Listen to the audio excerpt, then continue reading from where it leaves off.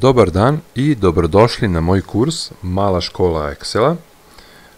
Ovaj kurs je pre svega namenjen početnicima, ali i nešto naprednim korisnicima.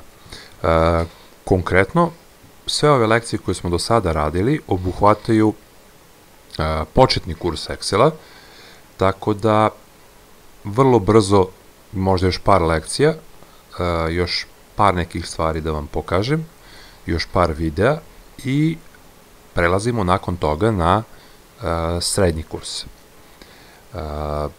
Tako da, ukoliko ste pratili ovaj kurs, ukoliko su vam se svidele lekcije, ukoliko su vam se svideli videi, ukoliko se ovaj video bude svideo, zamolio bih vas svakako da lajkujete i zapratite moj kanal, kao i da uključite notifikacije kako biste u buduće dobili obaveštenja o lekcijama koje budu izlazile. Naravno, sve ovo uz uslov da želite da učite Excel i da se usavršavate u ovom veoma korisnom programu. Ništa, u ovoj lekciji svakako nastavljamo sa, kako bih ja rekao, kozmetičkim pripremama za štampu našeg Excel dokumenta. Mi u našem Excel dokumentu imamo sada grafikon, imamo tabelu, neke izračunavanja, odnosno kalkulacije, imamo Smart Art grafik, Pita grafikon, na drugom radnom listu imamo i mesečni budžet, ovaj grafikon. Tako da, jedna od opcija o kojoj bih govorio jeste, nalazi se u stvari, idete na, ovo smo već pričali, idete na View i želimo da vidimo Page Layout, izgled po stranicama, sadržaja, prikaz sadržaja na svakoj stranici pojedinačno, i ono što hoćemo jeste da pogledamo šta nam nude opcije header i footer. Prva stvar koju bih ovde napomenuo, a to je možda nekome od vas neće da se prikažu ova tri pravougonika dole i gore, odnosno polja za header i footer, i onda da vas to ne bi zbunilo pa da bude posle, evo šta on priča to, kada toga nema. Znači, suština je samo da se dođete mišem na, nam se pojavi ova ikonica i kliknete jednom. Ja sam sada sakrio header i footer, znači kod vas je ovo normalno stanje, kod nekog od vas.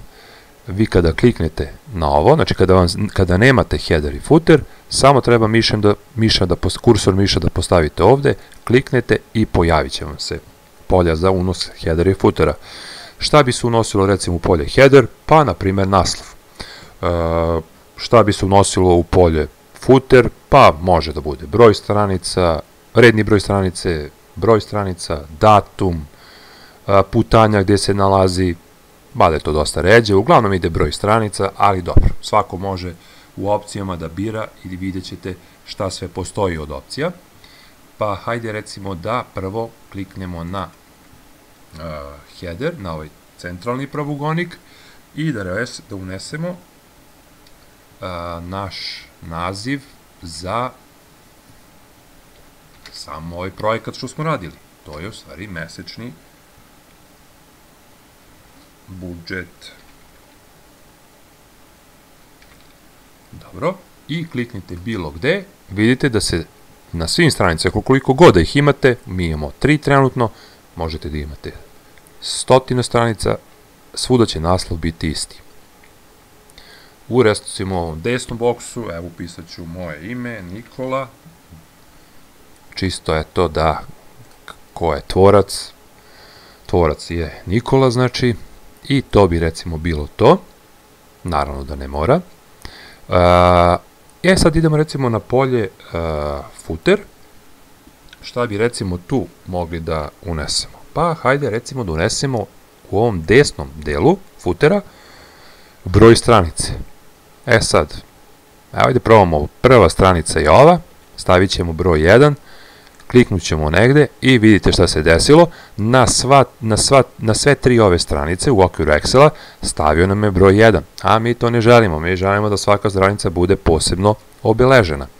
Zato ćemo mi kliknuti ovde na ovaj boks i kada radite sa headerom i footerima, odnosno kad kliknete na header i footer, vama se ovde pojavlja poseban tab, Header and Footer Tools, i tu imate isto razne opcije koje možete da čačkate, da istražujete, ali ono što sam ja hteo jeste da nam doda redni broj stranice na footeru. Ako kliknemo ovde, on to nešto prikazuje ovaj append znak i page, kliknemo bilo gde i vidite 1, 2, 3, sada da imamo nešto i ovde, bilo bi 4 i tako dalje, 5, 6 itd. itd. Znači, uspeli smo da dodamo redni broj stranice. Šta ima još tu interesantno od opcija? Da vam pokaže, na primer, trenutni datum, trenutno vreme, putanje može da bude korisna opcija, kažem, retko sam to viđao, ali kažem, može da bude korisna opcija, tako možete da znate gde se nalazi dokument na vašem računaru, jer to onda nosi onu oznaku C2 tačke koja je na hard disku, na primjer na C hard disku, bilo bi C2 tačke kroz, pa ne znam, folder taj i taj, folder taj i taj i Excel file u kome radimo. Ali, kažem, ne primenjuje se baš toliko često, ne ostaćemo, znači, samo na ovom broju stranica. I ono što možemo isto ovde, šta recimo isto može da bude korisno, hajde da se vratimo na normalan izgled radnog lista i recimo kada često radite i na primjer stalno vam se menjaju podaci, ali ima na primjer tabela ista, znate da su tu neke iste kalkulacije i tako dalje i vi uvijek želite da odštampate baš tu neku selekciju, znači baš tačno određenu selekciju, na primjer uvijek je na primjer to isto, samo su podaci različiti, vi možete u okviru ovog fajla da selektujete, kao što sam ja selektovao, i da setujete, odnosno da podesite oblast za štampu. To radite tako, znači što prvo selektujete to što uvek želite da vam se prikaže, evo možda će biti lakše ako uđemo u tu priču, znači evo selektovao sam i idemo na opciju page layout, pa imate ovu ikonicu print area, set print area i mi smo tu setovali ovu oblast za štampu. Kada bih išao sada na file, print i vidite automatski nam tu opciju zadaje. Pa vi sad ovdje menjate, na primjer, u okviru ove sekcije podatke, ne znam, umjesto $80 stavit ćete 70, sutra dan, na primjer, nešto na poslu menjate, opet idete na print i tu će biti 70, vi odštampate novi taj list i tako dalje. Znači, to se uglavnom u takvim situacijama koristi. Kako biste izbrisali oblast za štampu, setovanu oblast za štampu, možete to da uradite, recimo, isto i ovde, kaže ignore print area i automatski se sve vraća na one defaultne vrednosti. Eto ovdje još jedna skraćenica koja se bukvalno koristi u svim Office paketima, malte ne, jeste kako doći do file printa, pritisnite na tastaturi CTRL i dugme P za print, odnosno za štampu, CTRL P i vidite automatski vas vodi ovdje. Da ne biste išli file, pa print, eto jedna skraćenica onako koja se usput uči. I to bi bilo to, možda se neko pita zašto imamo ove znakove, pa zato što smo radili zoom out, kada malo zoomiramo, sve se vraća u normalu, tako da to je to. To bi bilo sve što se tiče današnje lekcije i vidimo se uskoro. Prijatan dan!